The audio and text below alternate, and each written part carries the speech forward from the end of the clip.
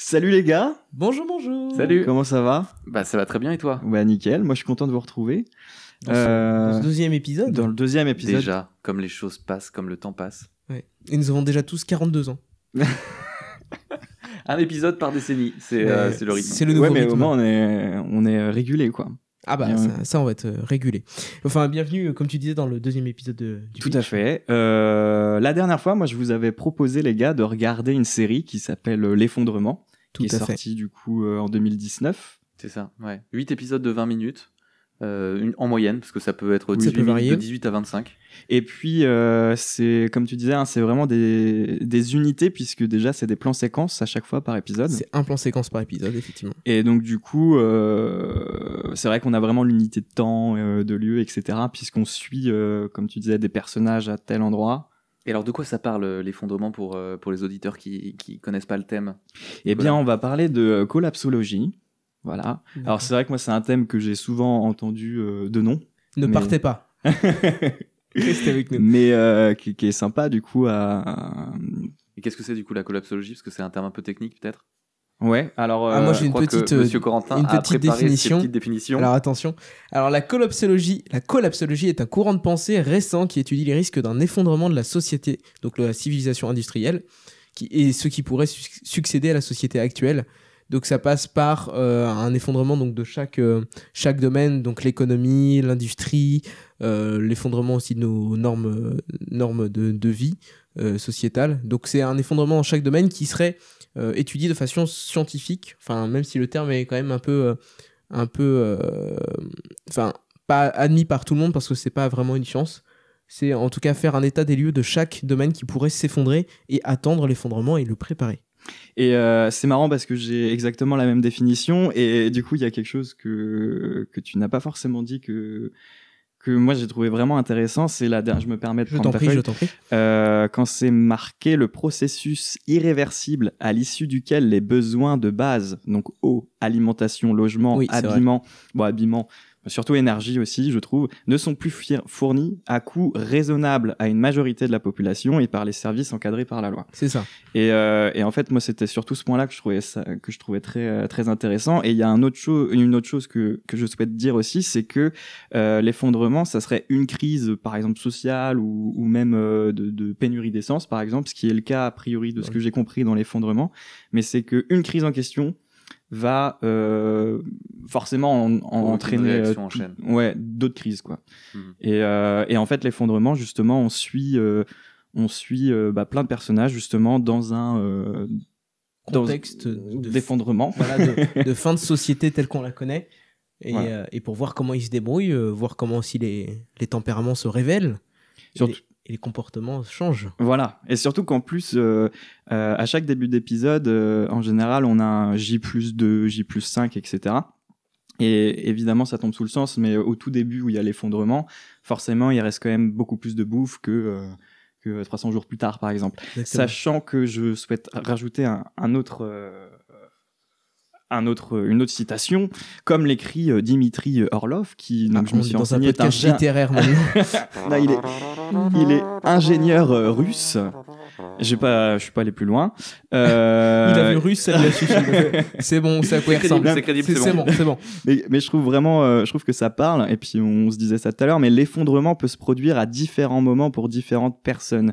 Vous ne saurez peut-être jamais tout à fait quand est-ce que l'effondrement s'est produit.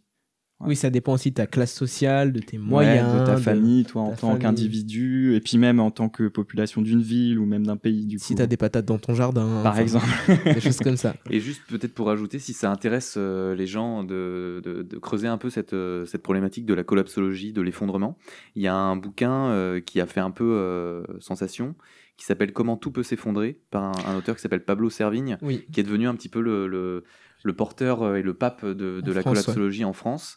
C'est un bouquin qui est assez court, qui se lit très très bien et qui en fait explique en quoi notre société est sur le point de s'effondrer, c'est-à-dire qu'on arrive au bout du système tel qu'on le connaît, qui est basé sur le capitalisme, sur le néolibéralisme et sur la consommation outrancière et la production outrancière. Tu l'as lu du coup Ouais, moi je l'ai lu et il est très abordable, il est bien fait, il est bien chapitré Et il se base, il se base sur beaucoup d'études scientifiques, notamment celle du GIEC, le groupement des experts sur le climat.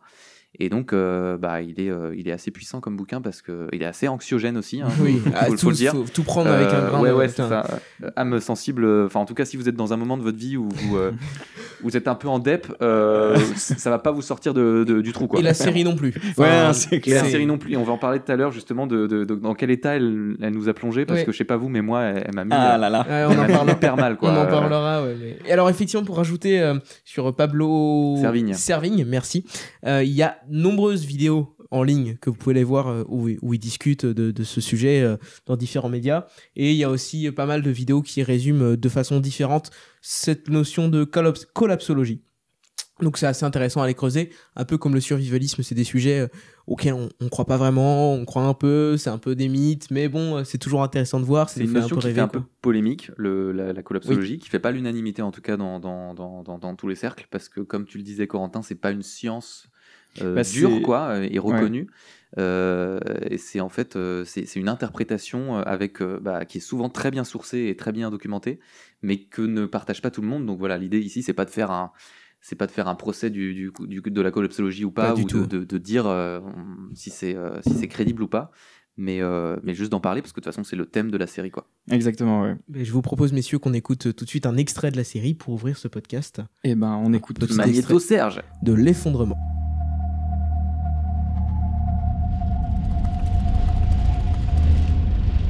Nous allons vivre l'effondrement de notre civilisation. Et je peux vous dire qu'il n'y a aucune institution dans ce pays ou ailleurs qui n'est prête à affronter ce qui va se passer. Attends, Laurent, quand tu dis que le pays va être paralysé, ça veut dire quoi? C'est à cause des pénuries, c'est quoi? Qu'est-ce qui se passe? J'ai pas les détails, mais c'est tout le système qui risque de se casser la gueule. La seule loi ici, c'est la loi du marché. C'est maintenant. Après, ça sera trop tard. C'est la merde. L'eau a commencé à s'évaporer. Il n'y aura plus de transport, il n'y aura plus d'essence, on pourra même pas communiquer. C'est aujourd'hui, je le sens. C'est plus grave que ce qu'il raconte à la télé. Hein. Tout s'arrête un jour. T'es pas inquiet pour tes filles, toi? On peut y arriver. Arrête de dire. Papa, à la station! Papa, viens avec moi.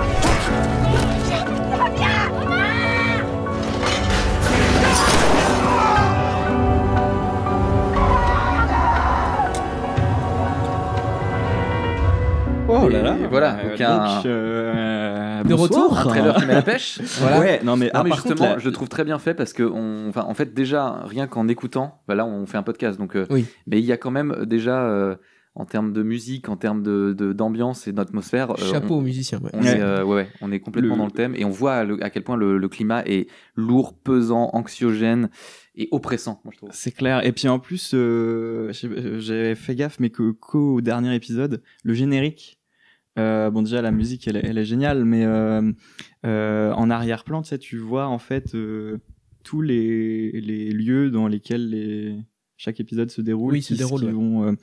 Et c'est super bien fait, quoi. Ah non, tout est très bien écrit. On va peut-être profiter justement du fait qu'on a écouté le trailer pour parler de l'univers sonore, puisque moi je trouve qu'il est hyper intéressant. Il participe beaucoup à l'ambiance. Il participe énormément à l'ambiance. Vous en avez pensé quoi, vous, de la musique, des bruitages, J'ai trouvé ça au début assez cru. Surtout sur le premier épisode, donc qui est le supermarché dont on va parler, parce qu'on a vraiment ces bruits de la vie courante, enfin de notre vie à tous. Et d'un coup, quand il y a des choses qui se passent, on remplace un peu ça par de la musique, et on remplace ça aussi par des bruits qui sont un peu plus rares, mais qui sont plus atypiques, qu'on n'entend pas. Et vraiment, on change d'un monde à l'autre, je trouve, au niveau sonore surtout, parce que le décor reste le même, notamment dans cet épisode, mais ça nous apporte, ça nous amène avec dans cet effondrement au sein de l'épisode, quoi. Surtout avec ce côté aussi, bon là, je vais moins parler son, mais même le son était très brut à la manière dont a été pensée la mise en scène, quoi. Et effectivement, on est, ce côté brut, en fait, il t'emporte vraiment avec les personnages, quoi, dans cet effondrement catastrophique. Et c'est très, je trouve ça très français, le côté réaliste, réel. C'est pas The Walking Dead. Ah bah là, on est complètement, on est dans un truc très très brut qui est filmé complètement en caméra à l'épaule, avec des soubresauts, et c'est vrai que ça participe l'univers sonore. Je dis juste excuse-moi. Et je trouve qu'il y a un contraste justement entre à la fois ce côté très brut, très rentre dedans, très violent en fait, direct on est pris dans le truc, avec la musique, du coup, les petites notes de piano là qu'on a c'est tout entendues ce qu'on a dans le entendu, ouais. générique, qui sont très mélancoliques, très nostalgiques, un peu badantes quand même, et ces espèces de rajouts de gros machin, comme les sirènes de bateau, ouais. qui sont super connotés parce qu'on les entend dans toutes les bandes annonces de gros films américains, et il y a ce côté un peu presque radioactif, presque hyper côté pesant, catastrophe. hyper malsain, qui oppresse en fait, ce truc de comme ça là. Je crois, attends, peut-être essayer chacun le. Vas-y. Bon, non, moi je ne l'ai pas. Hein. Et en plus, il y a des fois des petits, parce on entend les télécommunications qui flanchent, les trucs comme ça. Et par contre, je ne l'ai pas du tout. Hein, lâchez vos commentaires pour savoir qui a fait le meilleur montage. Non, faites pas ça. Hein. Surtout pas. Il a perdu. Non, c'est pas possible. Et pour autant, je les adore. Hein, ça me rappelle aussi, tu vois, genre la guerre des mondes et tout, là, les tripodes. Donc, de quoi tu parles ? Ah, le son, ouais. d'accord. Oui. Là, tu disais que c'était hyper connoté, mais c'est vrai qu'à chaque fois qu'on a un film post-apo, ou en tout cas catastrophique, comme ça, on a ces choses-là. Et moi, j'ai trouvé ça. Alors, j'ai trouvé que c'était pas très cliché en fait, parce que c'est justement, on va parler de l'originalité de cette série. Il y a plein de choses qui sont pour moi très originales, mais ce truc-là, je me suis dit, ah là, c'est une petite facilité quand même de nous faire un gros machin, même si ça fait appel à un truc qu'on connaît tous et du coup qui nous met dans un mood très précis, mais c'est pas très nouveau quoi d'utiliser c'est pas des très grosses nouveau, mais en même ça. temps justement ils font sûrement appel à un univers commun qu'on a tous, donc c'est vrai que nous un on langage, entend ces sirènes, parce que justement c'est un thème qu'on va tous partager finalement, donc c'est sûrement, je pense, pour ça qu'ils l'ont fait. Et je me permets juste, bien, quand tu parlais que c'était très français, moi j'ai écrit dans mes notes, c'était en vrac, mais super réel, super acteur, la French touch en plus. Et alors pourquoi du coup je pourrais pas dire pourquoi j'ai eu ce sentiment là, peut-être les acteurs. Ouais, et puis moi je trouve que c'est la photo aussi qui joue vachement là-dedans, là où on a l'habitude de voir des belles images même en apocalypse. Sur des films ou même sur les séries, voilà, c'est ça. C'est pas que c'est pas beau, mais c'est que c'est très réel quoi. Et c'est là aussi où c'était tellement réel et tellement étranger que moi j'ai eu ce petit truc de recul au départ, j'ai fait ça pique un peu quoi. Enfin, je me suis dit ça m'amène pas comme je voudrais que ça m'amène dans une fiction. Mais ce qui est le but et ce qui est du coup réussi, mais ça t'amène pas vraiment, c'est trop réel. Ouais, parce que en fait, ça fait peur un peu. Si on essaie de décrire un petit peu le fonctionnement d'un épisode, parce qu'ils sont tous construits quand même à peu près de la même manière, c'est des épisodes, c'est un plan séquence, c'est-à-dire qu'il n'y a pas de cut. Et c'est un vrai plan séquence, c'est-à-dire qu'il y a pas. C'est ce que je voulais te demander. Est-ce que c'est un vrai plan séquence ou est-ce que c'est Birdman ? Pour moi, c'est un vrai plan séquence, c'est-à-dire que, ouais, comme tu dis, le film Birdman, qui est un film d'1h 37, un truc comme ça. Ouais, c'est ça, très long, et qui a un plan séquence dans le sens où il n'y a pas de cut, mais c'est pas un vrai plan séquence parce qu'il y a des fondus, enfin il y a des moments où la caméra passe sur une surface noire. En fait, et on sait qu'ils ont des vrais cuts, et il y a des vrais cuts quoi. Mais l'impression de fluidité est quand même maintenue. Là, pour le coup, dans cette série, c'est du vrai plan séquence quoi. Tu sens qu'ils ont fait d'où les erreurs quoi. Et voilà, d'où les erreurs de temps en temps ou des petits trucs qui irritent un peu. Pendant qu'on y est, du coup, j'ai des petites infos à ce niveau-là que je peux me permettre de dévoiler. J'ai demandé très gentiment. J'ai été très bien reçu du coup par Pauline Gilles qui est chargée éco-prod dessus. On a vite fait parler technique aussi, et justement concernant ces plans séquences, a priori elle m'a raconté qu'il y avait sur les 8 épisodes, du coup il y a 4 plans séquences vraiment réussis qui sont absolument pas trichés, et 4 autres où du coup ils sont arrangés, et à un moment donné je me suis posé la question, je me dis c'est quand même comment ils ont fait pour... C'est l'épisode du bateau, non ? Mais alors, elle m'a pas dit, et en même temps elle m'a dit essaye de deviner, et en même temps j'ai envie de le faire parce que l'épisode du bateau on en reparlera tout à l'heure, mais effectivement il y a des choses compliquées. Peut-être que je peux vous pitcher le premier épisode pour qu'on puisse en parler. Allons-y. Premier épisode, c'est donc le supermarché avec un personnage qui s'appelle Omar, donc le personnage principal. Et donc le monde commence à s'effondrer, toute civilisation disparaît peu à peu, les ressources manquent cruellement. Joyeux. Omar travaille encore comme caissier dans un supermarché qui rencontre de constants problèmes Aidez-moi les gars. D'apprivoisement, tu parles d'un chat, c'est ça? D'approvisionnement. Merci. Voilà, donc j'ai appris à lire, mais je me suis arrêté en CM2. Sa petite amie surgit sur place avec quelques copains. Elle souhaite les rassembler un maximum de provisions afin de fuir la ville dans les meilleurs délais. Redoutant qu'il ne soit déjà trop tard, Omar hésite à les suivre. Et donc ce fameux Omar... c'est lui qu'on va suivre de ce plan séquence quoi. C'est ça. Donc il passe les articles, on entend le bip bip. Il y a un truc assez déjà très oppressant en fait dans cette première avec séquence. La télé, notamment. Avec la télé, voilà, c'est ça, parce que ça s'ouvre en fait sur une émission de télé qui parle justement de ce sujet-là. Ouais. Parce qu'on est juste avant en fait l'effondrement. Parce que c'est J+2. Voilà, J+2. Parce que c'est ça aussi le concept de la série, c'est qu'à chaque fois qu'il y a le générique au tout début, on nous donne une date et on est à J+ ou J-, J étant le moment où tout s'effondre. Tu vois, c'est un truc que j'ai loupé parce que je mangeais devant. Ah. J'ai loupé. Et c'est vrai que du coup, pour la timeline derrière, j'étais là. Attends, on est où là Et justement, ça rejoint un petit peu ce que disait notre très cher Russe, qui est auteur en plus d'être ingénieur. Est-ce d'ailleurs. que tu te rappelles de son. Non, voilà. Ça finit par off, tu vois. Mais du coup, parce que quand on suit Omar, là, notamment pour Omar, l'effondrement. Ça n'a pas du tout commencé. Alors que du coup, il y a quand même le J+2. C'est ça. Et en fait. Et ça, c'est un petit truc qui, en fait, n'est pas forcément, de ce que j'ai compris de la collapsologie et des gens qui l'ont étudié, qui n'est pas forcément très, très réaliste dans le sens où aucun expert ne décrète, enfin, ne pense qu'il y aura une date où tout va s'effondrer. Donc ça voilà. se trouve, ça a déjà commencé. En et fait, justement, depuis, les collapsologues, dont Pablo Servigne et certainement aussi le russe dont tu parles, parlent de... Je suis désolé, monsieur le russe. Le podcast voilà. de l'inclusivité. Il s'appelle Orlov. Monsieur Orlov. Ouverture au monde. Dimitri Orlov, peut-être. Ou c'est un cliché. Bien joué. Dimitri comme ça. Bien joué. Mais du coup, il parle plutôt d'une série d'effondrements qui ont lieu et qui en fait une réaction en chaîne, quoi. C'est-à-dire qu'il n'y a pas de date coup près à laquelle l'effondrement est censé se passer, quoi. Il y a toute une série de petits effondrements, et d'ailleurs selon les collapsologues on est déjà en train d'assister à des petits effondrements, parce que comme on parlait du moment où en fait l'effondrement serait le moment où les pouvoirs publics ne sont plus en mesure d'accéder à un accès, enfin de permettre un accès abordable à des produits de première nécessité comme la bouffe, les fringues, tout ça. Il y a des pays où objectivement le Yémen, la Libye, certains pays d'Afrique où en fait on est déjà dans des situations comme ça, quoi. Mais même aussi du coup avec ce qu'on a traversé là il y a pas si longtemps. Donc pour un peu de contexte, on est sorti de confinement du coronavirus. Voilà. C'est vrai que du coup il y en a qui pouvaient se poser la question et c'est pour ça qu'en fait en regardant ce premier épisode. Vu que c'était quand même en sortie de confinement presque, je trouvais ça bon, j'avais le sourire quand je le faisais parce qu'effectivement nous on s'en sort super bien, mais il y a quand même toutes ces questions-là et même aussi ce qui se passe, comme tu dis, dans le monde, mais que ça soit aussi d'un point de vue plus sociétal, comme les États-Unis.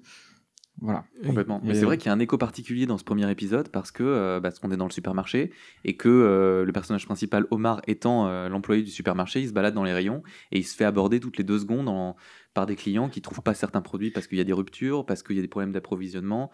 Où ils sont les tampons? Parce qu'en fait, il y a aussi des produits de première nécessité qui ont été complètement dévalisés. Et ça, rationnés. Ou rationnés. En oui, l'occurrence. ou rationnés. Et du coup, ça fait étrangement écho et c'est vrai que le regarder en sortie de confinement comme ça, c'est très étrange parce que ça a été fait avant. Enfin, la série est sortie bien avant la pandémie, quoi. Donc c'est vrai que tu te dis c'est troublant, quoi.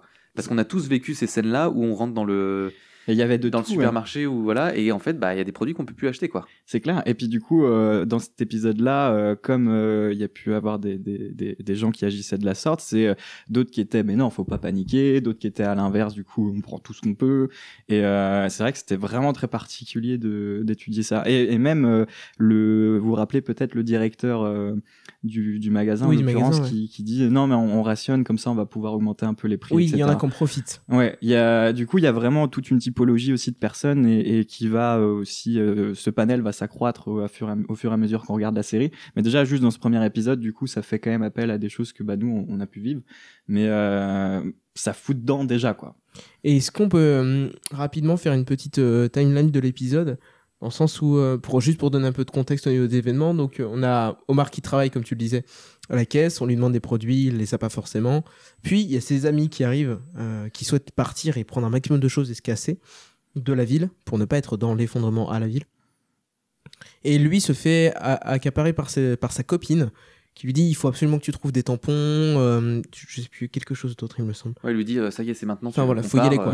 Il faut y aller, c'est maintenant. Et donc va prendre les trucs en réserve, va piquer les trucs. Lui est réticent parce qu'en fait il a pas vraiment envie de partir, et donc il a pas envie de piquer les choses. Il se cache de son directeur, il se fait engueuler, il se fait avoir, il revient, il a qu'un paquet, on l'engueule, on lui dit c'est pas assez, on s'en fout de ton taf, vas-y prends les trucs, on se casse. Finalement ses amis arrivent à la caisse. Et ils ne peuvent pas payer parce qu'il y a des coupures d'électricité et les cartes ne fonctionnent plus. Donc, comme dit mon père, il faut toujours avoir du cash sur soi. Mais alors justement, moi, j'ai noté ça, c'est ma première phrase. Le coût de la carte bancaire sans électricité au supermarché. Alors moi, j'ai vu aucun film où justement, juste le fait de payer, tu vois, c'est plus possible. J'ai jamais vu ça en fait dans un film, je crois. Et du coup, c'est encore plus parlant parce que ils sortent vraiment, ils te mettent en scène des moments en fait de ta vie quotidien. Ouais. Et que en fait quand tu te dis mais qu'est-ce que comment on ferait. Ouais. On en parlera de ça plus tard. Mais excuse-moi, je t'ai coupé. Mais mais non, y a pas de le souci, coup c'est très bien. de la carte bancaire, moi je l'ai trouvé c'est tout con. Hein, mais... Et du coup, on a cette carte bancaire, ils n'arrivent pas à payer, sauf qu'il leur faut absolument les provisions pour pouvoir partir de ce magasin et de la ville pour pouvoir s'éloigner. Donc ils décident, ils ont trois caddies pleins à craquer, et ils décident finalement, il y en a un qui décide de s'enfuir avec un caddie sans payer, et les deux autres, les trois autres décident aussi de s'enfuir mais à l'intérieur du magasin parce qu'ils sont poursuivis par des vigiles. Finalement Omar les aide, ils réussissent à s'en tirer, enfin ils réussissent à fuir avec le van. Par tous, l'arrière. Voilà, par l'arrière du magasin, tous sauf Omar, qui les a aidés. Qui du coup, pour le coup, a tout perdu. Voilà, il a dit à laissé sa pour copine compte. qu'il croyait pas à l'effondrement et que bon, il les aidait, mais que lui, il était pas chaud pour partir avec eux. Et finalement, il se met dans une situation impossible avec le supermarché. Il est quasiment obligé de fuir lui aussi, où on sent qu'il va être arrêté par la police. Ouais. Bah ouais, c'est ça. Et il a pas, voilà, parce que les autres, en fait, on sent que les autres sont dans une dynamique de. C'est bon quoi, c'est sûr. En fait, ils partent, ils en ont plus rien à foutre quoi. Ils ont plus rien à perdre. Pour eux, le système est complètement pas grave. foutu. Donc tout ce qu'on peut, se mettre à dos la justice, la police, machin, tout ça, ça n'a plus aucune importance. C'est clair, parce que justement, Omar, à un moment donné, explique ouais, mais attends, parce que au cas où il y a rien, moi vis-à-vis de mon patron, je commence à avoir une place là dans ce magasin, etc. Et justement, je me suis posé la question, c'est à quel moment que tout s'annule, à quel moment toi tu peux te dire bah non, mais toutes les réglementations sociales, etc., vis-à-vis du patron, ce que tu veux, quand est-ce que moi je les efface pour justement partir en mode... Et notamment de la justice, la police, ouais, tout ça, ouais. Ce dont on parle dans l'épisode 2 d'ailleurs. Est-ce que vous auriez fait un truc différent par rapport aux personnages dans cet épisode, sur la fuite, sur... À la place d'Omar, du coup ? Ou à la place d'Omar, peut-être, ouais. Est-ce que, personnellement, tu les aides ? Justement, en fait, je trouve que c'est intéressant parce que ça montre à quel point l'appréhension du futur est différente pour les uns et pour les autres, quoi. Avec les mêmes informations qu'on a, parce que l'effondrement du climat, de la biodiversité, tout ça, c'est documenté quand même. On en parle, c'est dans les médias, c'est des phénomènes qui sont globalement quand même acceptés et reconnus par tout le monde, mais personne ne réagit dans la même économie de temps avec ça. Il y en a qui vont te dire oui, mais on a encore le temps. D'autres qui vont dire mais non, c'est maintenant, c'est maintenant. Et du coup, c'est ça, ce dialogue, enfin ce débat-là qu'on a dans cet épisode, c'est entre deux personnes visiblement convaincues de ça, Omar et sa copine, mais qui vont pas réagir dans la même urgence, quoi.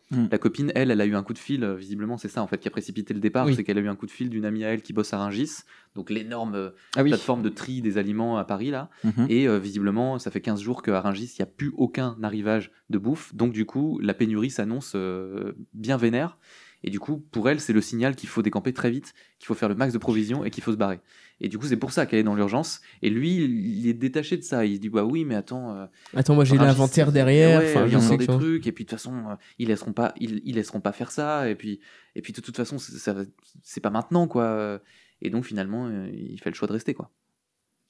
Quel serait votre... on verra ça plus tard. Quel serait votre signal, vous ? Du coup, j'ai pas répondu à ta question parce que je ne sais pas. Mais oui, c'est chaud. Je pense qu'en fait, ça dépend aussi. Mais souvenez-vous, lors du confinement, je sais pas vous, mais moi, je recevais des textos un peu avant le confinement de gens qui étaient plus qui savaient qu'il y aurait confinement. Ouais, qui me disaient je connais quelqu'un au ministère. On a tous un cousin. Ils avaient tous un cousin au gouvernement. Il y avait beaucoup de fake news et en même temps de trucs vrais.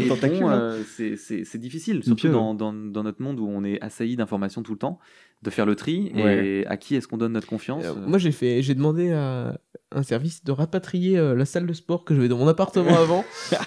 Quand j'ai eu des vents de confinement.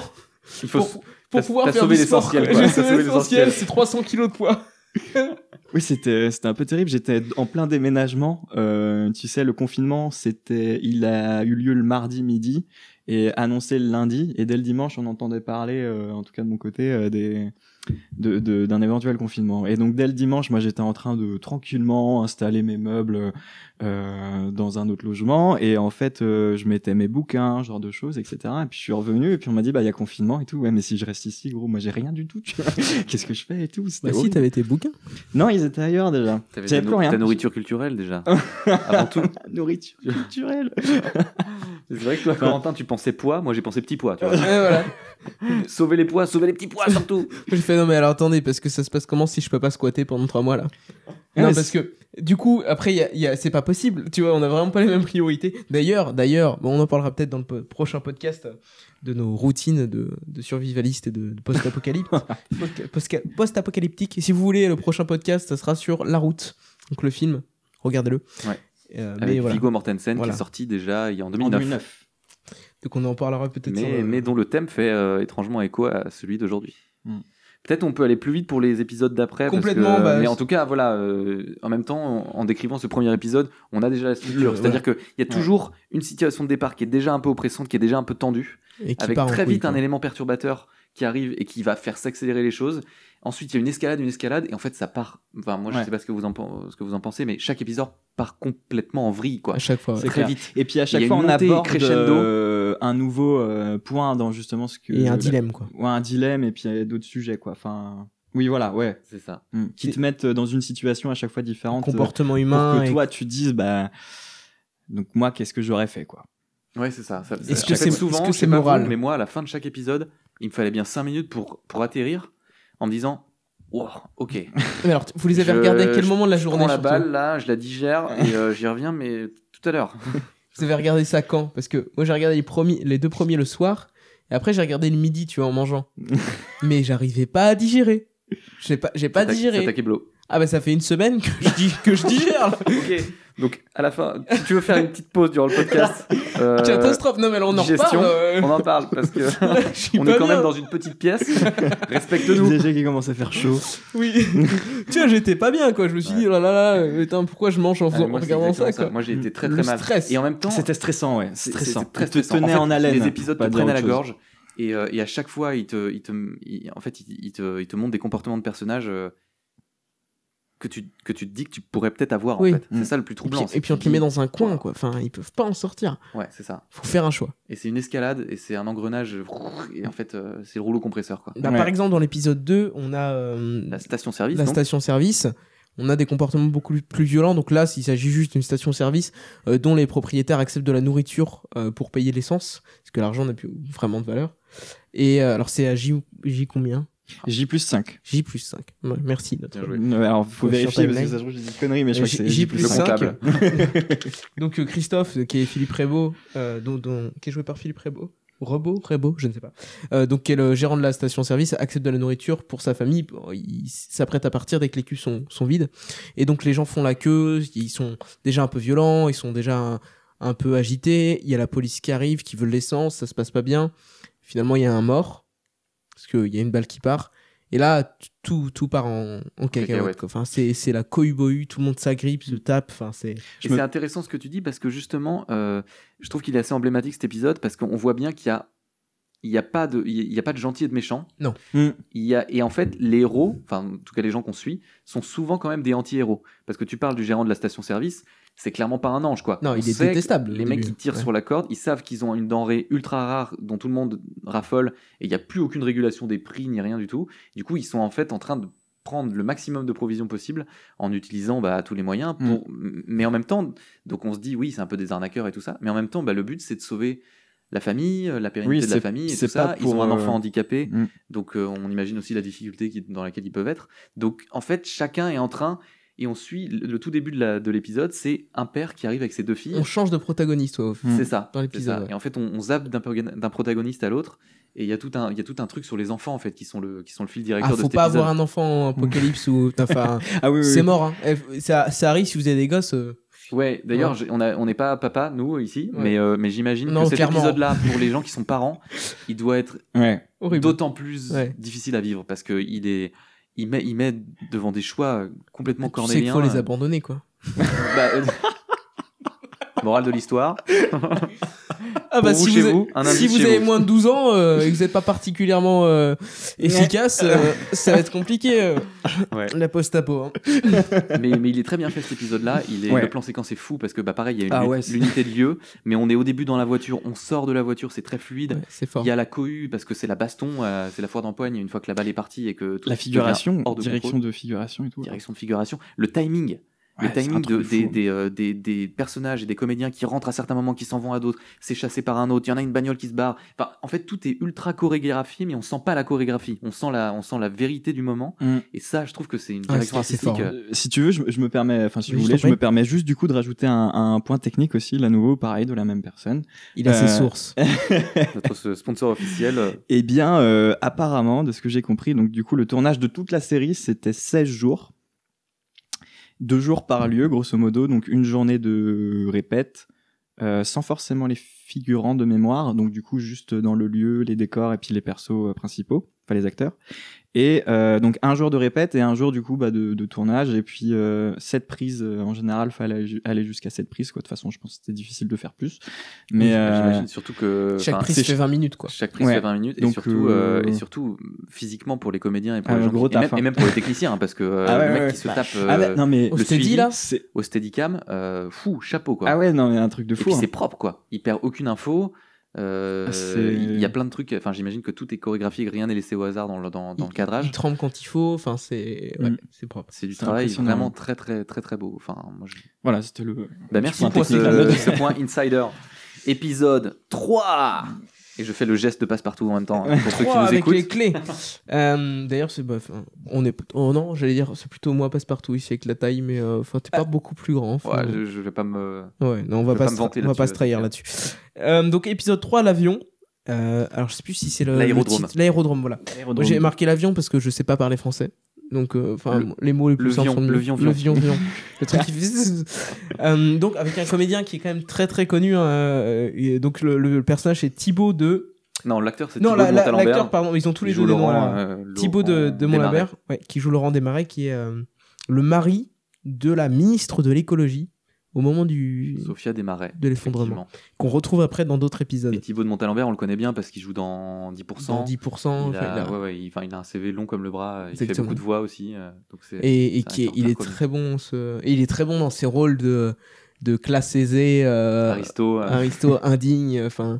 Donc là, Neuilly, quoi. voilà. Donc là, il est avec sa maîtresse d'ailleurs, je crois. Ah Ouais, ouais, sûrement, en fait, ouais. on le chope au réveil. Au réveil. Au saut du lit, quoi. Est-ce Et que ça vraiment un sonne saut parce qu'en fait ça sonne. Donc il est dans son énorme propriété qu'on imagine dans un coin très beau de la France, du sud de la France. Il fait un grand soleil radieux et tout ça. Il se réveille d'une nuit d'amour torride avec ce qu'on comprend au fur et à mesure de l'épisode être sa maîtresse. Et donc il s'habille dans la précipitation. Il va récupérer un coup de fil et là. Finalement, c'est l'effondrement, c'est son assurance. Je crois que c'est une assurance, hein, c'est exactement ça. C'est pour gens aisés. Hein, Ouais, ça fait quoi à 2012 Voilà, qu'on n'a pas accès. Donc, qu'il le prévient qu'il faut qu'il soit dans 15 minutes à l'aéroport, à l'aérodrome qui est proche de chez lui. Voilà, pour embarquer dans un avion qui va l'amener, et on comprend après dans d'autres épisodes, sur une île ultra sécurisée. Voilà, ultra sécurisée, high-tech. Pour tout simplement les gens les plus riches qui ont sécurisé leur billet entre guillemets et qui ont acheté en fait un billet. Voilà. Tout comme on achèterait aujourd'hui un billet pour aller sur la Lune avec Elon Musk. Là en fait on comprend qu'il a acheté une assurance qu'il a dû payer une fortune exactement pour lui et pour sa femme et que ils sont attendus dans pour 15 minutes pour se réfugier quoi. Mais pas 16, 15. Ouais, c'est ça. C'est-à-dire que l'avion part sans aussi. Parce qu'on comprend en fait que le téléphone sonne déjà depuis plusieurs heures. Voilà, depuis 3 heures. Et que il paraissait au lit avec sa petite copine, quoi. Hein. Ouais, mais ceci dit, je trouve que c'est quand même cool. Enfin, qu'il y a que 15 minutes, justement, ça te pose la question. Alors, qu'est-ce que je prends avec moi ? Certainement pas ma maîtresse, du coup. Non, certainement pas la maîtresse. Et surtout que sa femme donc n'est pas là, hein, la ministre est en déplacement. Donc, elle ne peut pas venir avec lui dans l'avion. Donc, déjà, il faut qu'il abandonne sa femme. Ce qu'il fait plutôt rapidement. Et en fait, on voit surtout ce qui est très fort dans cet épisode-là, c'est qu'on voit la facilité avec laquelle il abandonne tout. Ouais. Et en fait, il sauf a ses tableaux. La conscience de ce mec est quand même à un très niveau basse. ultra bas, quoi. Mm. À peu près proche de celui d'une cuillère à café, quoi. Ah, si tu n'es pas là, je ne te vois pas, bon, bah, c'est pas trop un souci. Complètement. Et même pour son chauffeur, donc, bon, il attrape deux tableaux, il engueule ses domestiques qui C'est se ça. sont réfugiés là Et c'est ça parce qui est qu'il y a fou rien à d'ailleurs, manger. c'est qu'il est dans la précipitation il prend le temps. la plus extrême, parce que il a pas le temps, il faut qu'il sauve sa vie, parce que là il sent bien que si jamais il loupe l'avion, c'est tout son paradis fiscal et écologique qui va abandonner, quoi. Parce que ça rigole pas, malgré tout son argent et malgré tout ça. Il négocie quand même. Hein. Il essaie de négocier parce Ouais. qu'il est habitué quand même à avoir tout ce qu'il veut tout le Mhm. temps, et du coup là il se rend bien compte que c'est pas possible. Donc du coup Il va sort devenir de une chez lui, cible en plus. mais il trouve quand même le j'ai trouvé ça assez juste d'ailleurs. Au moment où il se barre de chez lui, donc il prend toutes ses affaires et tout ça, il tombe sur sa femme de ménage et une partie de sa famille, à la femme de ménage, qui sont dans la cuisine et visiblement qui ont commencé à piquer des provisions, Oui. parce que aussi ils sentent le vent tourner et Mhm. ils sont voilà. Et il prend il tique un peu, il phase et il leur dit mais Maria, vous Qu'est-ce que vous faites là qu'est-ce que vous faites là? Du genre, mais vous êtes en train de me piquer mes provisions, alors que plus rien n'a d'importance. À ce moment-là, Il c'est s'en juste va. la fin du monde, quoi. Donc du coup, mais il a quand même ce réflexe de classe dominante et de mec qui a des domestiques, quoi. C'est clairement ça. Ouais. De faire quand même cette petite réflexion du genre, mais vous prenez pour qui, Maria? Vous êtes viré, hein? Vous savez pas qui je suis. Ouais, vous savez pas qui je suis, tout ça. Il Et prend même. c'est vrai, c'est très très réaliste, je trouve, parce que justement, c'est quelqu'un qui vit tellement dans le privilège, qui est habitué à ce que tout tourne autour de lui et à ce qu'il n'y a aucun obstacle à son à ce son qu'il bonheur, veut et à sa enfin là volonté. sa survie en tout cas. que du coup, il a pas le temps, mais il va quand même. Puis il prend quand même le temps de décrocher les grands tableaux, enfin pour avoir une monnaie qui vale quelque chose. Valeur refuge de l'art. Voilà, complètement. Parce que finalement, c'est ça, quoi. Donc juste pour aller un peu plus loin dans le timeline, donc il prend la voiture avec son chauffeur doit l'amener à l'aérodrome, il arrive un peu trop tard, l'avion part. Et donc il prend le temps de virer son chauffeur avant aussi. Voilà, quand même, parce Histoire qu'il de a pas vraiment été assez vite. clôturer ce qu'il faut, quoi. Et, Et puis d'exercer encore une fois son pouvoir. Et finalement, il finit par piquer un petit avion au propriétaire qui est en train de le nettoyer pour aller. Il essaie de le soudoyer d'abord. Il essaie de le soudoyer. Parce qu'il voit un petit avion qui est en train d'être nettoyé par son propriétaire, un petit vieux qui a l'air très gentil. Ouais. Et il lui dit, il essaie de l'acheter, quoi. Il dit, combien je vous paye pour un aller-retour, machin. Enfin, pour un aller. Et puis le vieux refuse. veut pas, en fait, parce qu'il a pas prévu de. Voilà. Et, Pas assez d'essence. enfin, et donc là, on se dit, ah super, l'argent ne peut pas tout. Et t'as beau être très très riche, tout le monde est égal devant la crise Par contre, climatique. la violence, ça marche. Mais par contre, la violence, tout va bien. Donc Ça en fait, fonctionne. il fait un acte encore plus indigne que tous les précédents. Il envoie une bassine de produits vaisselle dans les yeux du petit vieux qui avait rien demandé et il lui pique son avion, quoi. Et on finit même l'épisode sur lui qui refuse un appel de sa femme, Ah oui, oh, j'avais ça. alors qu'il est en train de piloter l'avion pour aller vers le deuxième point de rendez-vous qui va le sauver. Et sa femme l'appelle, et lui il sait qu'il ne peut plus rien, enfin il est déjà parti. Et il refuse carrément l'appel de sa femme, au lieu de lui donner des indications, ce qui est complètement... Ouais. ce qui clôture bien l'épisode. Ouais, complètement. D'ailleurs, du coup, ça tombe bien. On parlait du coup violence de personnages. À un moment donné, je regardais les critiques sur Allociné justement, et il y a un gars. Source sûre. Non, mais c'est des critiques du public, Spectateurs, quoi, ouais. Qui disait j'ai pas trouvé cette série réaliste et je trouvais les personnages gentillets. Ah, je Alors ne suis attends, je vais peut-être pas complètement d'accord. Ouais, en fait, justement, je voulais vous demander votre avis. Donc, alors, série pas terrible, épisode bof bof, trop gentillet, les gens sont pires en vrai, absolument pas réaliste. Et il y a quelqu'un qui lui répond dépressif, point d'interrogation, donc ça m'a beaucoup fait rire. Mais du coup, vous en pensez quoi justement de ce côté Parce que c'est vrai que dans les films, et plutôt américains pour le coup, on est sur un autre délire aussi quand même. Ouais, mais Mais la là- violence, elle vient progressivement, comme l'effondrement. Ouais, bah, waouh. Voilà, la violence, elle répond à la situation, quoi. Enfin, finalement, elle répond au désespoir des gens. Donc, quand là, on est au début, tout le monde n'est pas encore au courant, le chauffeur n'est pas au courant, par exemple. Et je trouve que c'est assez juste que... Enfin, les actes de violence sont là que pour... Ils sont justifiés, quoi. Ouais, mais moi je trouve justement très réaliste, justement par rapport à tous les films américains où du coup là ils sont quand même dans des situations où jamais toi tu vas te dire c'est possible que ça m'arrive. Là vraiment, moi je trouve que effectivement toutes les actions sont quand même justifiées comme tu dis et puis enfin réalistes quoi. Je serais pas du tout étonné de voir Qu'est-ce que t'en ça. Ouais, moi je suis assez d'accord avec vous sur le côté réaliste et pareil, je trouve que le commentaire de l'internaute. En fait, la série pour moi elle est plus contrastée que ça. Oui. Il y a vraiment des pourritures extrêmes dans la série En fait, le pire côtoie le meilleur, quoi. Parce qu'ils veulent aussi. Enfin, moi, je trouve que c'est ça qui est pas mal dans la série, c'est qu'elle est quand même un peu porteuse d'espoir, même si elle est hyper anxiogène et que vraiment, à la fin, t'as envie de te mettre dans une boule de couette et de dire je ne sors plus. Exactement. Mais voilà, il y a quand même. D'ailleurs, on en parlera peut-être dans l'épisode suivant, le hameau, où pour moi, c'est emblématique de moment où tu vois le pire de l'humanité qui côtoie le meilleur. Et voilà, et ça fait un cocktail un peu détonnant, quoi. Là, c'est une situation assez classique, on va dire, dans les... Alors juste, si je peux me permettre juste de terminer sur l'aérodrome, pour moi, c'est vraiment l'épisode qui, techniquement, m'a le plus retourné le cerveau, parce que... Tu le voyais pas partir dans l'avion à la fin? Je le voyais pas partir dans l'avion, et surtout, en fait, c'est un des seuls épisodes, je trouve, où il n'y a pas d'unité de lieu, en fait. On casse l'unité de lieu, c'est-à-dire qu'on commence dans une baraque ultra bourgeoise, machin et tout, on prend la bagnole avec le gars qui file vers l'aérodrome, on arrive à l'aérodrome, donc on a changé de lieu déjà, il y a plusieurs kilomètres et tout, et ensuite on finit dans l'avion, c'est-à-dire que le Steadicammer embarque dans le micro-avion, il est tout petit, quoi.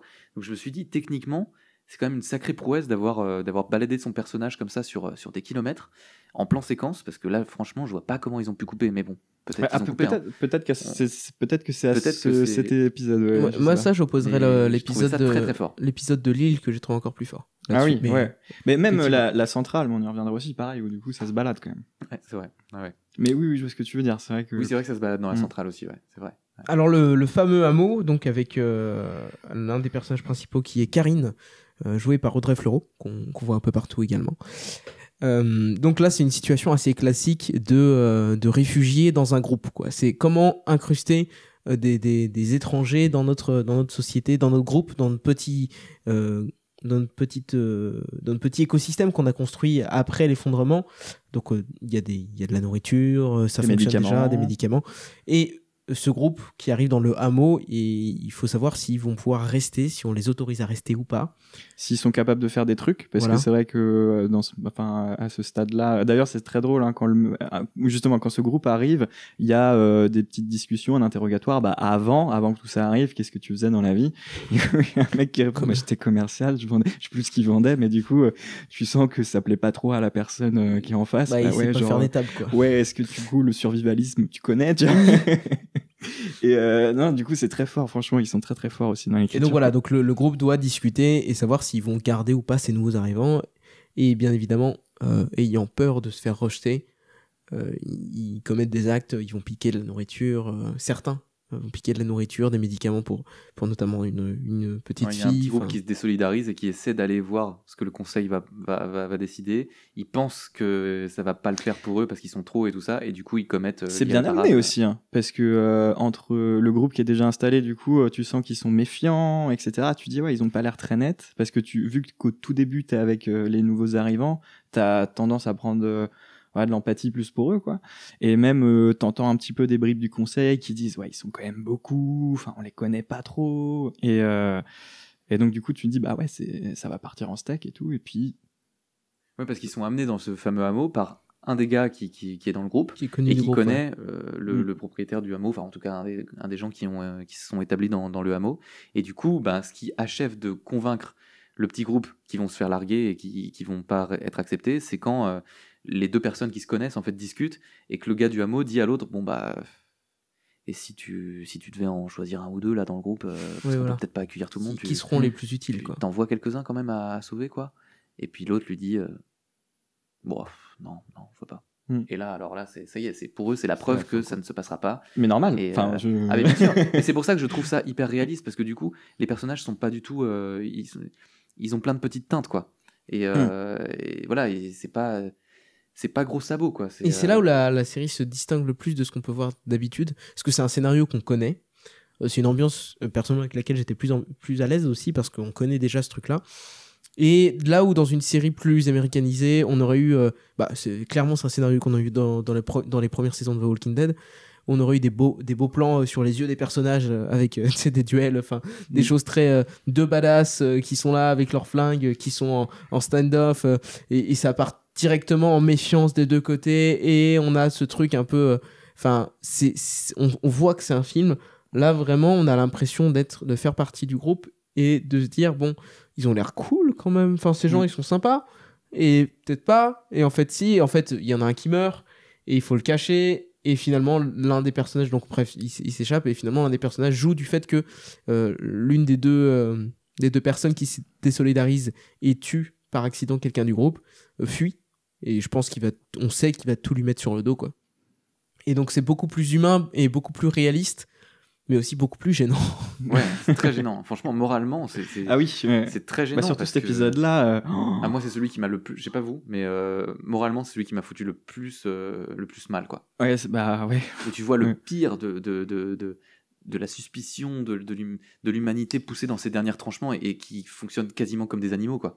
Parce que du coup, il y a l'instinct de survie qui se met en place, et l'instinct de survie, il fait pas de détails, quoi. Moi, c'était plus l'épisode de la maison de retraite, le 7e. Ou le 6e. Ah, il était. Celui-là Vraiment mis mal. m'a vraiment mis mal parce que t'as des. Enfin, c'est l'un des trucs qu'on peut reprocher à certains épisodes, notamment donc, du suivant qui est le réacteur nucléaire. Mais où il y a des personnages, mais ça va tellement vite, on est tellement dans l'action et dans le contexte directement. On n'a pas de contexte, pardon, et on est directement dans l'action et on sait qu'il se passe un truc et on sait quoi, mais il faut bouger, quoi. Des fois, on n'a pas le temps, je trouve, de s'attacher vraiment à certains personnages, notamment dans cet épisode du 5e, je trouve, le réacteur nucléaire, où donc il fait noir, le réacteur va exploser, il faut mettre de l'eau pour le refroidir, etc. Et là, ça bouge tellement que personnellement, je me suis pas attaché au personnage qui s'appelle Amine, qui est un employé de la centrale. Contrairement à l'épisode donc suivant, le 6, On où sait là. pas, en fait, si c'est un employé de la centrale ou si c'est juste un mec qui vivait à côté et qui du alors, coup participe à l'effort juste c'est de Wikipédia protéger, qui me dit. Ah, ok. Mais c'est peut-être faux. Oui, Complètement. alors Wikipédia n'est pas Voilà, une exactement. source, Mais en tout toujours cas, fiable. de celui qui a pris la direction de ce truc-là. Alors que dans l'épisode 6, là où le personnage travaille dans une maison de retraite, là j'ai trouvé qu'il y avait des vrais dialogues. Et on prend le C'était temps de très- respirer. Et c'est C'était très très triste. beau et contemplatif un peu. Et c'était très triste, quoi. Enfin, ah ouais, ouais. c'était. Alors, petite digression, Allons-y, rien à voir, ouais. sur Wikipédia, j'ai appris récemment que, enfin, justement pour montrer à quel point Wikipédia, il faut prendre parfois ses distances avec ce qu'on voit dessus, même si c'est une encyclopédie très riche et très intéressante. Et, il y a un écrivain qui s'appelle Philip Ross, un Américain, qui un jour lit sur Wikipédia, il est ultra connu, hein, il a vendu énormément de bouquins, il est très, voilà. Qu'il était mort. Il a lu sur Wikipédia que son premier roman était inspiré d'un fait de sa vie, voilà, je sais plus exactement les détails. Bref, c'était une connerie. Donc du coup, il a voulu corriger, il n'a pas réussi à corriger, et il s'est dit, bon, bah, je vais appeler les gens de Wikipédia. Il n'a jamais réussi Ah non. à faire corriger l'erreur sur sa propre fiche Wikipédia, quoi. Ouais, D'accord, ouais, ok. Et alors évidemment, ça a été médiatisé, tout ça, donc ça a fini par être changé, mais il raconte la galère avec laquelle il s'est battu pour réussir à appeler un des dirigeants de Wikipédia, mais en fait il n'y en a pas, parce que c'est un truc collaboratif et participatif, donc c'est une galère totale, donc voilà, ne pas prendre la parole de Wikipédia Tu vois, pour moi, parole j'ai d'évangile. pas d'erreur sur ma page Wikipédia. C'est vrai, pourtant C'est parce que c'est moi qui l'ai écrit. Oui, ce que ouais. Après, il y a un truc aussi en général sur Wikipédia, quand ça m'arrive de lire, je regarde, tu sais, les références et voir si ça tient la route aussi. T'as trop de temps, Nicolas. Hein? Tu regardes les références sur Wikipédia? Non, ouais. Non, je fais ça depuis peu. Mais je donc me toi, dis, le seul à le C'est faire. le seul, c'est pour lui qu'ils les mettent. Mais c'est moi qui corrige les gens. Je vais, il manque un truc là. Hein. Il manque une petite T'as oublié un référence. S. Ouais, complètement. Là. Ouais, voilà. Je vous propose quelque chose, les gars. On est resté un petit peu en détail sur les 4 premiers épisodes. C'est la moitié de la série. Peut-être. Ça vous dit, on reprend pas les choses chronologiquement pour aussi laisser aux auditeurs La fin. la fin et puis le plaisir de découvrir ces épisodes-là. Mais peut-être on peut parler de certains éléments qui nous ont vraiment touchés dans les épisodes suivants, en bien ou en mal. Et puis comme ça, Bah alors, du coup, on développe pas toute l'intrigue. J'aimerais bien parler de la maison de retraite et de la question. Donc, épisode 6, il me semble. Épisode 6, on a eu la question des enfants, donc avec l'épisode du hameau. Comment est-ce qu'on prend soin des enfants? L'épisode 6, c'est qu'est-ce qu'on va faire des personnes âgées, quoi. Parce que s'il faut bouger, s'il faut se mettre dans des situations un peu dangereuses, enfin, comment on fait? Est-ce qu'on les laisse là? Même d'un point de vue médical. Personnes dépendantes, ouais. Est-ce Toutes les personnes dépendantes. Et la question, c'est même, est-ce qu'ils valent autant que des personnes valides dans ce contexte?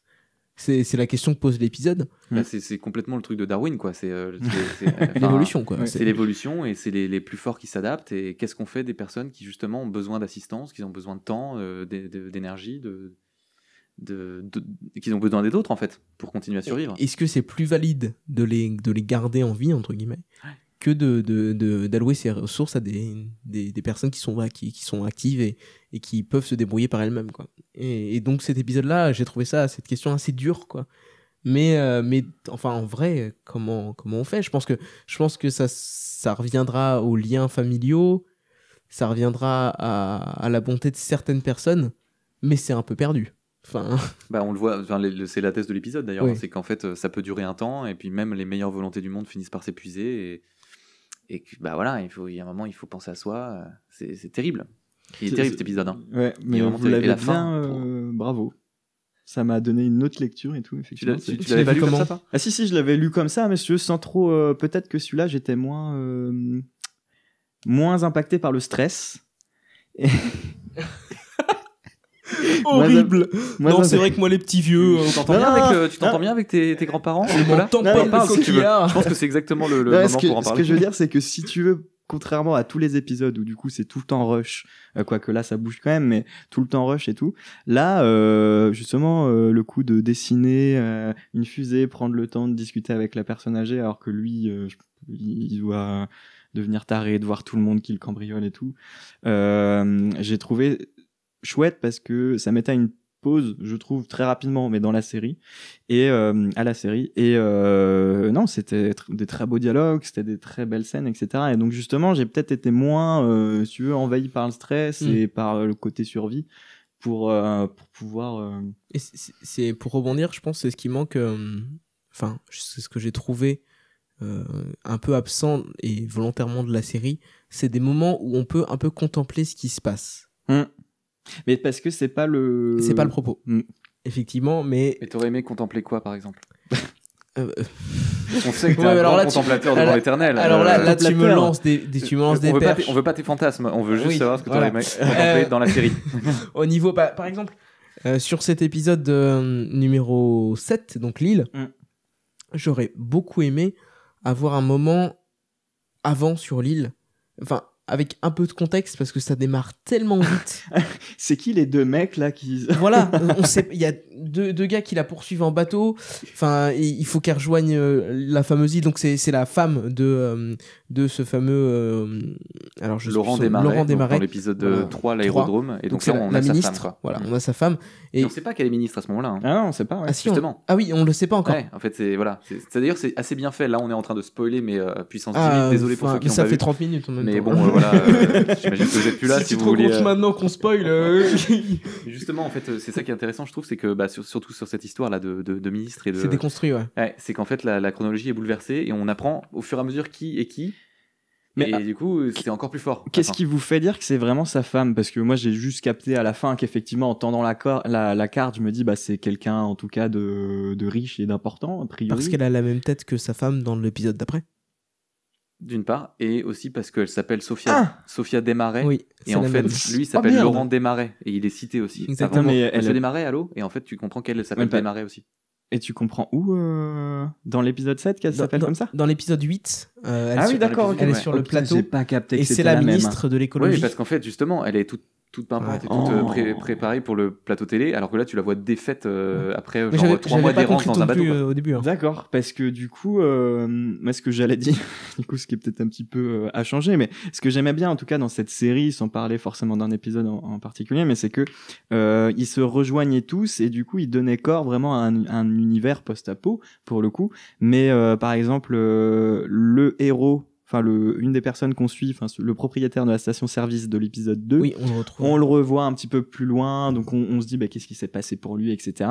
Et pareil, du coup, le coup de la carte électronique dans l'épisode 7, là, du coup, je me disais, c'est cool parce que ça crée vraiment une mythologie sur cette île, etc. Et bon Dieu, j'aurais vraiment trop kiffé qu'on puisse Voir traverser... l'île. Ouais, mais il y avait plus de budget.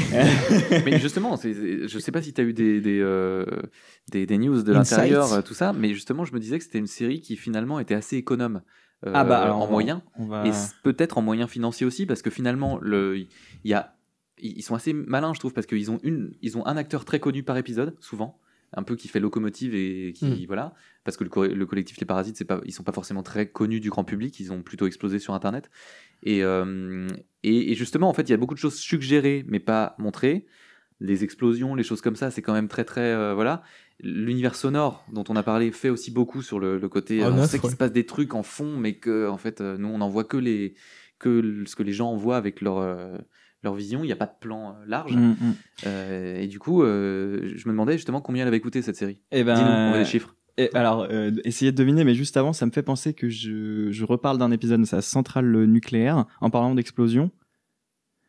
Là, j'étais pas sûr de la crédibilité de la chose parce que moi, je ne sais pas comment explose une centrale nucléaire, mais je ne sais pas non plus. Alors, j'ai entendu beaucoup de choses différentes, c'est-à-dire que une centrale nucléaire, ça va tout le temps marcher du moment qu'il y a des éléments chimiques, mais du coup, ça veut dire qu'il y a besoin d'être tout le temps refroidi. Tout à fait. Cependant, si du coup tu crées quand même de l'énergie parce qu'il y a toujours des éléments chimiques, normalement t'as pas une fonction. Je suppose qu'il faudrait penser à ça en tout cas en termes de sécurité, que du coup l'électricité que tu produis permettent justement de refroidir les déchets. Parce que là, en l'occurrence, du coup, ils sont obligés de refroidir. Est-ce que c'est vrai ça? J'en sais rien. J'ai essayé de chercher. Alors là-dessus, je vais peut-être dire n'importe quoi. Je t'avoue, parce que je suis pas ingénieur. Non, mais ça fait référence forcément à la série qui est sortie il y a pas longtemps, qui s'appelle Tchernobyl. Ouais. Et j'y pensais aussi. Alors je l'ai pas vu, les gars. Bah voilà. Elle est dispo sur OCS. C'est une sur super Tchernobyl. série, une mini-série en 10 épisodes que vous pouvez trouver sur OCS. C'est quoi du coup? Donc c'est effectivement sur les événements qui se sont passés à Tchernobyl avec la centrale. 86. Et oui. Il me semble, oui. 86. Et donc, 86. au niveau de l'explosion, c'est aussi comme ça qu'ils l'ont montré dans la série de Tchernobyl. Donc, je pense que ça a été assez bien renseigné là-dessus. Ok. Genre une explosion forte, mais voilà, ça brûle. Enfin, c'est pas une explosion atomique. Ouais, d'accord. Et au niveau du refroidissement de l'eau, j'avais écouté donc un podcast qui parlait de ça. Donc, et alors dont je ne me rappelle. Un podcast qui cite un podcast. Voilà, dont je ne me rappelle plus du tout. Ah bah super. Le nom. Sympa pour. Je crois que c'était chez. Je crois que c'était chez Joe Rogan, il me semble. Peut-être. Ah bah, okay. Bref. Et qui disait justement. J'espère qu'il nous écoute. Donc quelqu'un autant que tu l'écoutes. Exactement.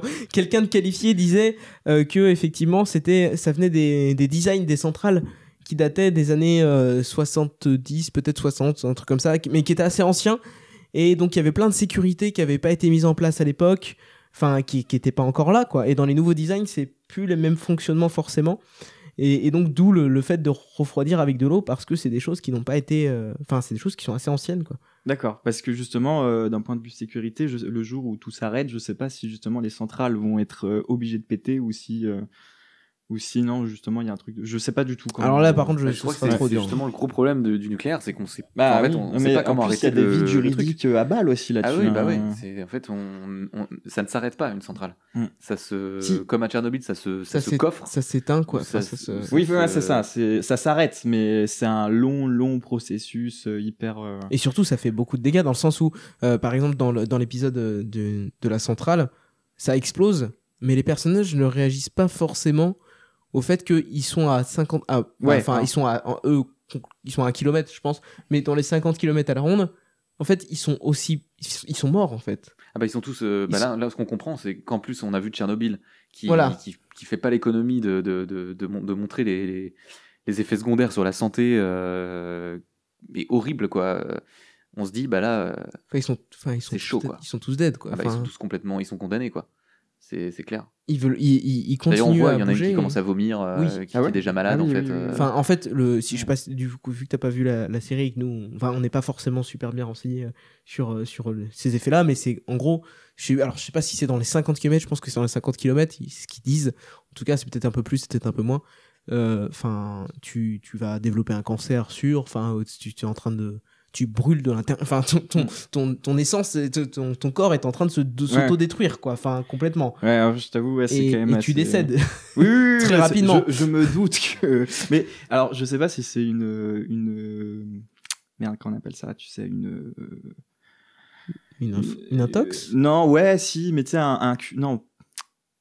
Un raccourci, non, un préjugé, plus, un stéréotype. Tu sais, une histoire qui est admise, mais c'est... une légende urbaine. Oui, merci. Un creepypasta. Non. Non, mais c'est ça. Que du coup, quand il y a eu Tchernobyl, fallait aller au plus proche du réacteur pour appuyer sur un truc où j'en sais rien. Mais ils sont 3 à être partis et alors eux... je pense que ça pue. Eux, c'était le cancer dès le lendemain. Je sais pas. Moi, j'en sais rien. Tu regarderas, on va peut-être passer, mais tu regarderas Tchernobyl, je pense. En tout cas, c'est une très bonne série, Tchernobyl, assez anxiogène aussi, mais très bien renseignée et documentée, et très bien interprétée, et qui vaut vraiment le coup, quoi. Donc, franchement, vaut vraiment le coup. Et alors, du coup, le budget. Alors du coup, essayez de deviner. Alors, Oula. ok, 14 jours de tournage, 16. 16 jours de tournage.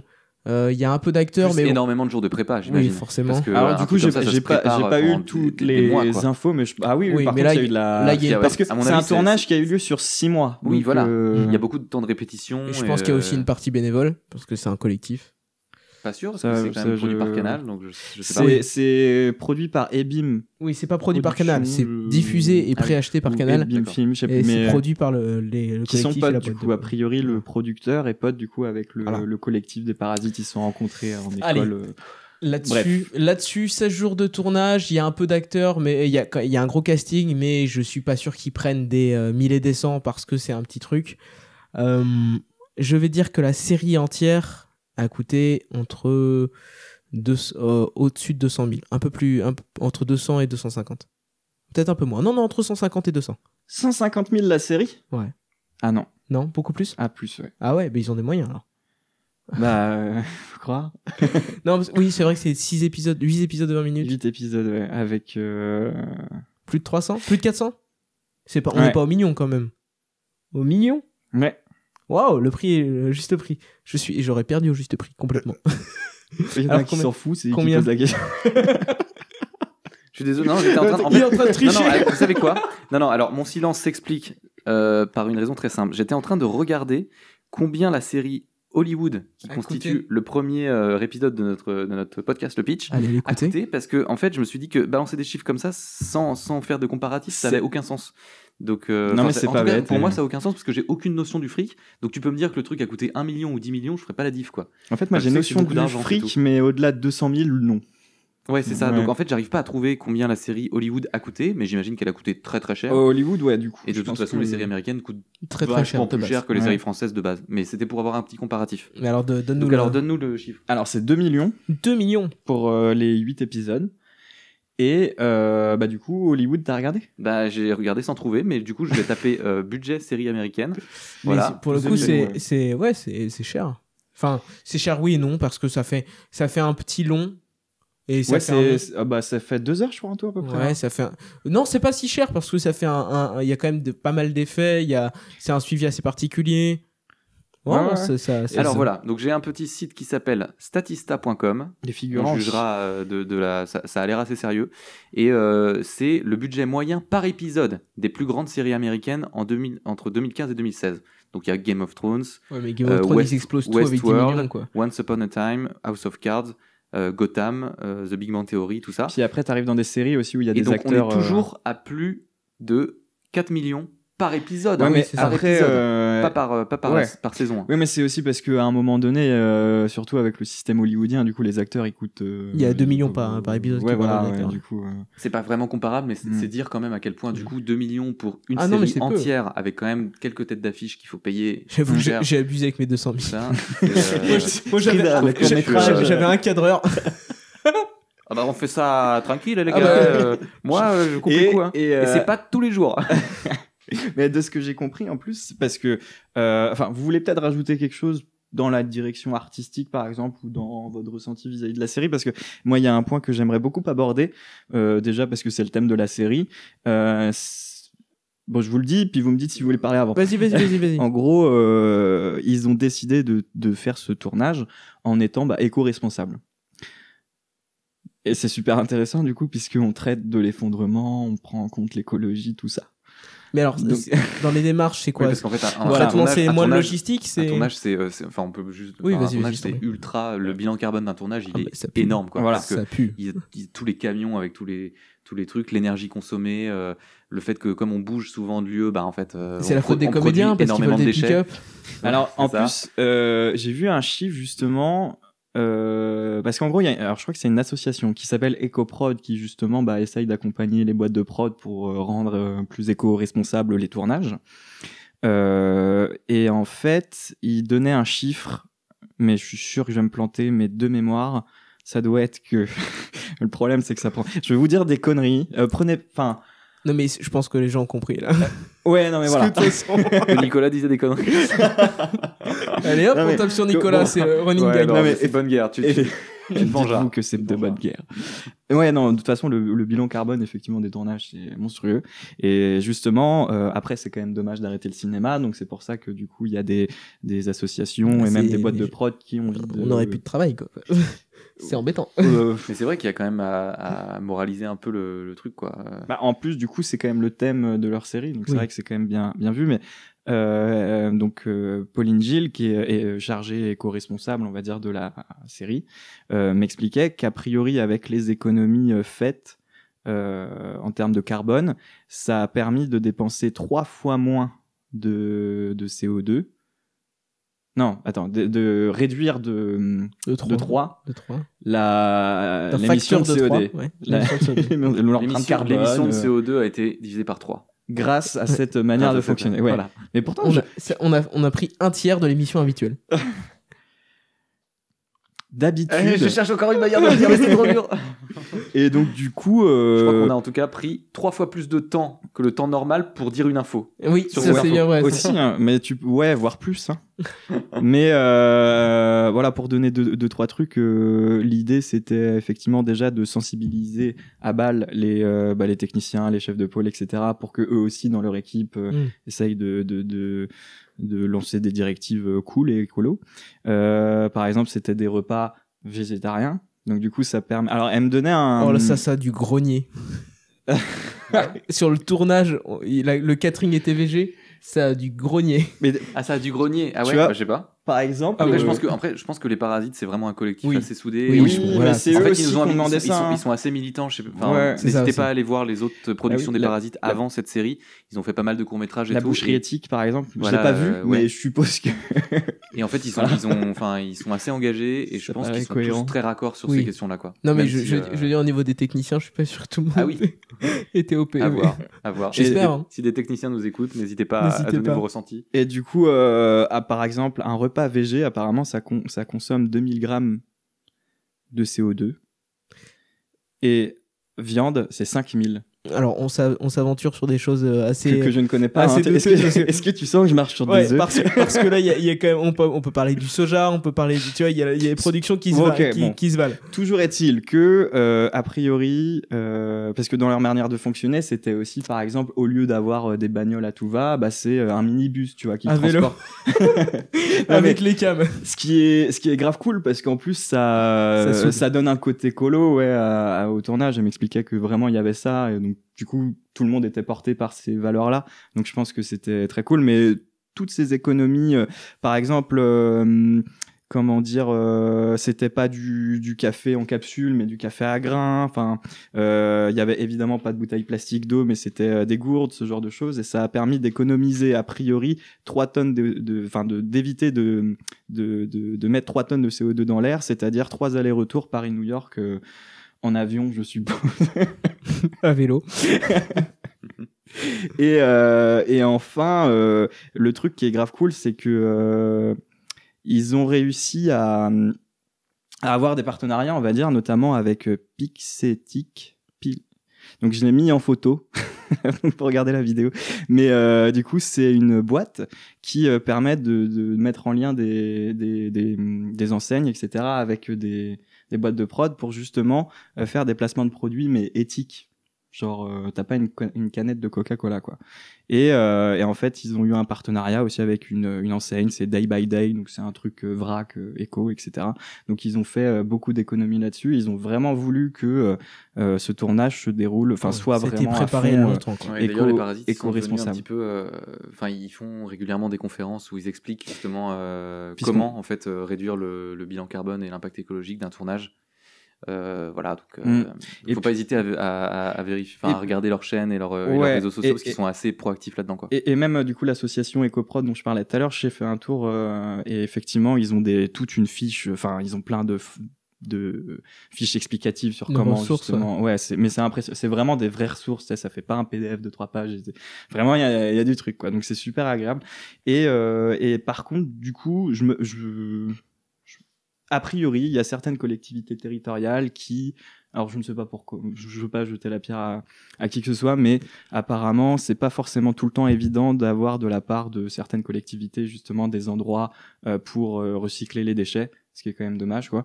Et ils ont pu ils ont 90% de leurs déchets ont été recyclés, quoi. Mais du coup, le 10% restant, c'était Oui, c'est compliqué à d'avoir. cause de bâtons dans les roues, parfois, sans... Enfin, voilà, après...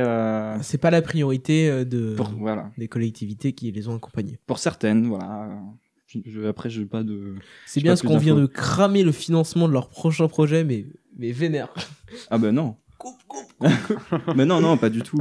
Non, non, sens-toi coupable, Nicolas. Ouais, vous êtes pas cool, les gars, parce qu'en plus, Est-ce que j'essaye tu de- balances des infos, là j'ai vu avec elle tout ce que j'ai reçu, je pouvais le dire. Parfait. Bon, bah tant mieux. On est Et safe. une info en plus, Allez, une dernière. Une dernière. que du coup, ce tournage, du coup, cette cohésion d'équipe, c'était hyper cool. Et qu'elle était très contente parce que dans les chefs de pôle, de poste, il y avait aussi beaucoup de femmes. Donc du coup, je pense que c'était très cool pour eux ce tournage et que ça donne envie de travailler avec eux. Ça Ouais, donne complètement. tout à fait envie Ouais. de travailler avec eux. Mais je vous propose, les gars, de conclure allons-y. rapidement, peut-être en donnant en 3 mots notre ressenti sur la série, chacun, et en ajoutant quelque chose, si vous voulez parler d'un autre sujet ou faire un parallèle avec quelque chose, Ouais. ou recommander quelque chose aux auditeurs de ce podcast. Je t'en prie, Commence, Nico. Nico. Ok. 3 mots. Ah bah alors, ah non, ça va être un petit peu, mais je vais faire court. C'était génial, une super série que je recommande déjà aussi parce que on est en train de vivre quand même des événements qui nous touchent tous et en même temps, à un moment donné, on en fait écho dans un des épisodes. On parle, mais c'est très rapide. On parle de low tech et j'ai avec moi un magazine qui s'appelle L'avenir sera low tech. Socialter, donc. Voilà, Série de et Socialter. qui est, alors j'ai pas tout lu, mais de ce que j'ai lu, c'est super intéressant. Et puis ça va donner des idées de, par exemple, comment construire, par exemple, un habitat en ayant le moins d'impact du coup sur la qualité de l'air, sur avoir une empreinte beaucoup plus moindre en termes d'émissions de CO2, etc. quoi. Super magazine, un Socialter. Moi, j'avais lu un numéro avec parce qu'à chaque fois, donc, ils prennent un rédacteur en chef différent, et le rédacteur en chef imprime sa marque un peu, et souvent, ils prennent des gens qui sont bien experts de leur domaine. Là, en l'occurrence, c'est Philippe Vion-Dury, que je ne connais pas, mais qui est le rédacteur en chef de ce numéro Socialter. Et il y en a un dont le rédacteur en chef, c'est Alain Damasio, qui est un écrivain que j'aime beaucoup, et j'espère qu'un jour, on a l'occasion de faire un podcast sur lui, parce que c'est un écrivain de science-fiction qui est passionnant et qui Il a écrit genre quoi? Qui a écrit 3 bouquins. Il prend beaucoup de temps pour les écrire parce qu'il met le temps. Voilà. Il a écrit un bouquin qui s'appelle La zone du dehors. Ensuite, l'autre, c'est La horde du contrevent, qui est très connu. Ah oui, ouais. Et dernièrement, il a écrit un bouquin qui s'appelle Les furtifs, Ok. qui est sorti. Et à chaque fois, c'est du roman d'anticipation, mais très bien écrit, très sourcé, avec une langue très particulière, et qui est souvent assez militant et assez engagé, parce que Damasio est quelqu'un qui notamment milite pour un monde moins technologique et moins dans le progrès perpétuel, en fait, et un retour à d'autres... C'est bien ce que vous allez pouvoir nous écouter à nulle part. Quoi sans la tech. Sans la tech, c'est clair. Mais après, non, mais attends, c'est Non. aussi un usage de... Les low-tech, c'est pas plus de tech, hein. C'est une différent. tech raisonnée, Bien sûr. Mais genre aussi, vraiment centré sur l'utile, et voilà, il quoi. y a un truc, bon, ça paraît peut-être évident finalement quand tu le sais. Moi, j'ai réalisé, mais au lieu d'avoir la 4G ou même la 5G du coup bientôt, en tout cas en ville, si tout le monde mettait le Wi-Fi, tu sais. Après, il y a plein d'autres problèmes qui viennent derrière, on est d'accord. Mais si tous les Ouais. Wi-Fi étaient publics, Donc, si tu veux, il y aurait pas besoin. Nicolas, de... t'as des photos privées sur Ah non. cette disque dur C'est ou pas ce que je voulais dire. parce mais que là, si par exemple tu reçois une lettre Adopi, c'est peut-être pas de ma faute forcément, si tu veux. 3 mots, Corentin, pour 3 mots, pour eh bien conclure. écoutez, mes amis, 3 mots, ça sera anxiété, dépression et violence. 3 mots qui font rêver. Ah ouais, ok. Super, merci, Corentin. Voilà, Et peut-être non, une ouverture à quoi t'as fait penser la série? Qu'est-ce que... écoute, non, là-dessus, j'ai pas tellement de... J'ai rien vu, en fait, qui ressemblait à ça avant. Donc, ce qui est une bonne chose, une bonne découverte. Non, c'est assez agréable à regarder. Agréable, c'est pas le bon mot. C'est assez intriguant à regarder. Et Inconfortable. c'est inconfortable, c'est très inconfortable. Donc, si c'est pas votre trip d'aller regarder des choses qui vous mettent pas bien, enfin, si Black Mirror vous plaît pas, en ambiance, clairement, c'est pas votre truc. Après, c'est cool de tester des nouvelles choses. à pas forcément regarder avec des enfants qui comprennent ce qui se passe, quoi. Après, ce qui est pas mal, c'est que la série est quand même assez courte, 8 épisodes. Oui. Les épisodes eux-mêmes sont assez courts, 20 minutes. Et franchement, avec le premier épisode, on a déjà l'ambiance globale de la série. Ça vaut le coup de tester, tout à fait. Et donc, c'est 20 minutes. C'est pas cher payé, je trouve, pour vraiment avoir une idée de ce que c'est que la série. Et si vous accrochez, vous allez les gober, quoi, parce qu'ils sont vraiment intéressants. Et je t'en prie, à toi, donne-nous les 3 mots que tu as. Allez, les 3 mots, les 3 mots, ça serait boule au ventre. Parce que franchement, au début, je savais pas où ça partait. Elle commence par boule, tu te dis oh là là, ok. Oh là là là là là là. Ça va. Encore un épisode gâché parce qu'il y en a eu 4 déjà qu'on n'a pas pu mettre en ligne. Non, franchement, c'est boule au ventre parce que après chaque épisode, j'avais vraiment la boule au ventre. Tu les enchaînais ou pas franchement, j'ai jamais pu en regarder plus de 2 à suivre tellement justement. Pareil, j'ai fait ils me 2 mettaient par 2. dans un état. Mais pourtant, j'ai vraiment aimé cette série, sincèrement. Et je la recommande vraiment parce que je trouve qu'elle est à la fois techniquement et puis dans ce qu'elle dit, dans le contenu, hyper intéressante. C'est une interprétation du futur. Faut, à mon avis, pas la prendre pour une série d'anticipation pure sur la réalité de ce qui nous attend. Parce c'est un essai, quoi. Tout est toujours en suspens et c'est une interprétation, c'est un futur possible. Pas désirable du tout, mais possible, certainement. Voilà. Et ouais, je la recommande, mais sachez que vous aurez clairement une boule au ventre à la fin des épisodes, quoi. Et une envie de se mettre aux arts martiaux, quoi. Non, moi au potager, moi. Expulser un peu toute cette tension. Ouais, ou pour se défendre. Enfin, pour se défendre. On remarque Nico potager. Ouais. Moi, je suis chaud pour taper sur des nez. Voilà. Sur quoi? Sur des nez. Sur ton nez. Ah, ok. Sur des nez NEZ. Oui, c'est qui des nez? Pour casser des nez. Bref. En tout cas, ce qui conclut cet épisode. De fort belle manière. Ou alors, si tu veux, non. Bon, en tout cas, les amis, on se retrouve pour le prochain épisode qui sera sur la route. Donc, la route. Avec, du coup, deux thèmes qui, quand même, qui sont liés. Qui sont liés, ouais. Complètement. Donc, si vous voulez regarder le film en attendant le podcast, allez-y. Ou lire le livre. Puisque c'est un livre également. Merci, messieurs. Merci beaucoup. Merci beaucoup de votre écoute. Merci à vous. Et puis, à la prochaine pour un nouvel épisode. À la prochaine. Ciao, les gars.